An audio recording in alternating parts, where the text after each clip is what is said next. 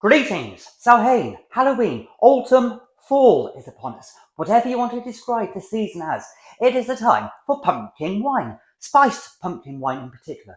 So let's crack on and make this most divine, delicious, spiced pumpkin wine. The first thing we need for pumpkin wine is, of course, a pumpkin.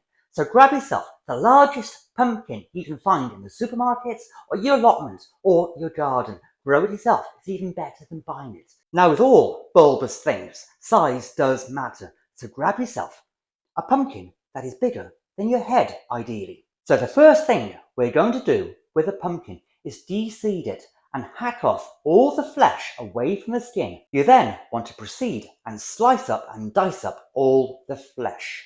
With your pumpkin all chunked up and sliced, we now want to throw it into a large saucepan. A saucepan that can hold all of the pumpkin flesh as well as a gallon of water, so use your biggest stock pot. Now, simply put on your saucepan onto the stove, pour over 5 litres of boiling water and then whack it on to simmer for about half an hour or even 30 minutes. Bring it to the boil, let it simmer. Go have a cup of tea and a glass of wine, and then I'll be right back with you. Once you've added your boiling water to your pumpkin in your stock pot, turn it on high heat and let's go and prepare the spice for the spiced pumpkin wine. As always with homebrew recipes, the actual ingredients comes down to your own personal preferences and taste buds.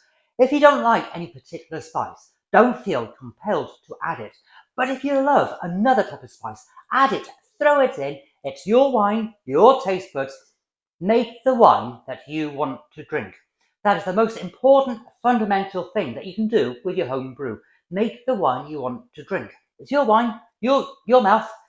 Put in your mouth what you fancy. Could be anything. Now my spices of choice for this spiced pumpkin wine are as follows. It would not be autumn and fall and Samhain and Halloween without a good chunk of fiery ginger. I'm going to be adding 2 knuckles of sliced and diced ginger into the mix. And also some cloves as well. Not the type that you wear, but the cloves, the spice, you know, this wonderful thing. I'm going to be adding about 10 grams of them to the pot because they are quite numbing on the tongue and potent. So you don't want too many. You don't want the cloves to overpower the delicate pumpkin flavour. Now I will be doing a clove wine probably next week or week after sometime. So stay tuned for that one. I'll link it up by here when it's ready. And of course, the classic which really complements pumpkin, ground nutmeg. And if you want to grate your own nutmeg, you want to be adding about 2 whole nuts to the mix, or 25 grams of ground nutmeg. And of course, the main staple, the mainstream, the root of spiced pumpkin wine is cinnamon. So add in a good shake, a good pour, about 20 grams again of ground cinnamon. Or you could, at this point, throw in 2 cinnamon sticks. But I find ground cinnamon really dissolves into the mix really well, whereas the cinnamon sticks don't release as much flavour at this stage because they don't have time to infuse.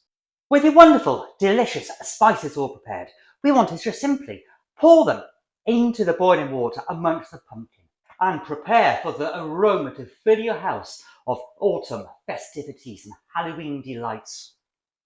And into your cauldron, your potion, we want to be adding the juice of 1 orange and the juice of 1 lemon. So squeeze in your lemon and orange juice. And also throw in the chunks as well. Grab yourself a spoon and give it a really good stir. Get those flavours working with that liquid and the pumpkin chunks. When you think of spiced pumpkin, you think of a pie or a cake or a flan or spiced pumpkin ice cream. You want this wine to be strong, thick, tasty and potent. And potent is the word. So for this wine, we are going to be using 1.5 kilograms of dark brown sugar. Now the brown sugar really adds a toffee note to the finished wine. And with 1.5 kilos, this is going to be a high alcohol, a strong wine. So pour in 1.5 kilograms of brown demerara sugar and give it another really good stir. Get that sugar dissolved and mixed in with the spices and the pumpkin and the water. Oh boy, it is amazing this.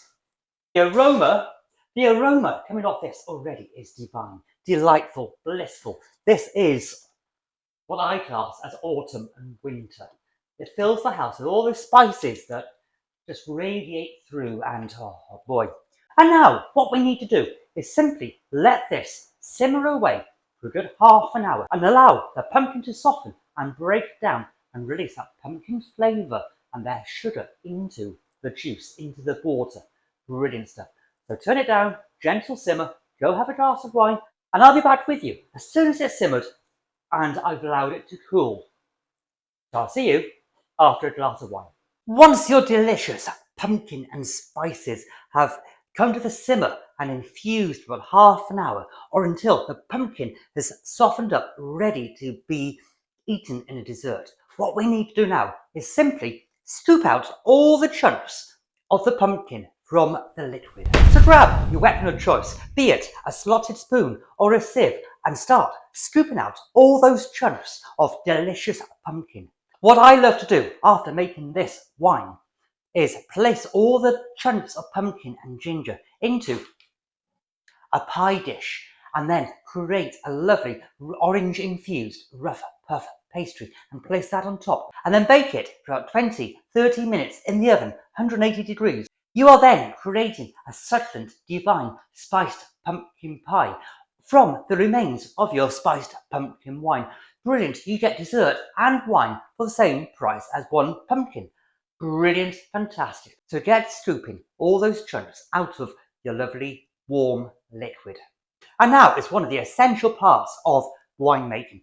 We need to decant that lovely, sweet, succulent pumpkin juice into a clean, sanitized, sterilized demijohn. So grab yourself a funnel, ideally one with a bit of a mesh.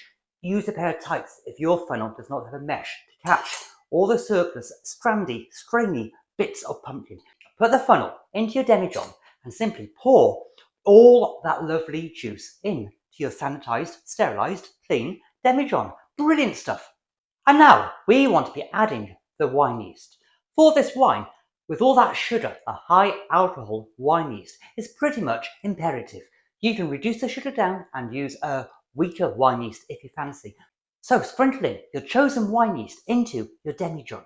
In a few days' time, after the initial fervid freshers party has taken place inside the demijohn and the yeast has expanded and colonized and become more frothy and amazing, you'll want to top up the liquid a bit higher up the neck. So what we need to do now is simply insert a clean airlock into the top of your demijohn and set it aside in a warm place, in a warm room, the airing cupboard, and let it carry on fermenting. And as I said, top it up in 3, 4, 5 days, whenever that initial fervid, foamy, freshers party foam has died down. Rack it off, get rid of any sediment in the bottom of the demijohn. You do not want this wine to be stood on the lees for too long, so rack it off into a clean demijohn, top up again with whatever you fancy, and then set it aside in a lovely, cool place, a cool cupboard, your cellar, your basement, whatever you might have. This time of year, we all have those cold rooms and cold corners of the house, and that will help it clear and throw any final sediment off, and it'll look brilliant. This wine is going to be superb for next Halloween, next autumn, next fall, next Samhain. You will open this up and you'll be inviting all of your friends and neighbours and ghosts and spirits and ghouls into your house for a glass of your spiced pumpkin wine. And also, there's something else you might want to do between now and next Halloween. And that is check out this video up by here for a chocolate pumpkin pie wine recipe. It is delicious. It is divine. Go make it, store it, drink it next Halloween. And I'll see you all really soon for another weird, wonderful wine recipe. Enjoy your wine.